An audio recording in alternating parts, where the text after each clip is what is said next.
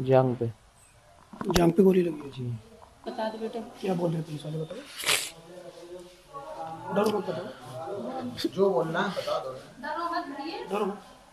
वो वो कह रहे थे तुम्हें झूठी तहरीर देनी पड़ेगी। बोलो बोलो।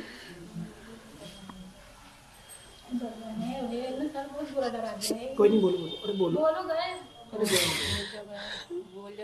बोलो। वो ये कह रहे थे वहां पर लेट के कि तुम्हारा बचने का एक ही चांसेस है। क्या पहले तो कह रहे हैं बेटे तुम 10 आदमियों को नाम नाम सोच लो। जब हम सर अकेले गए तो 10 आदमी को नाम कहाँ से सोचे।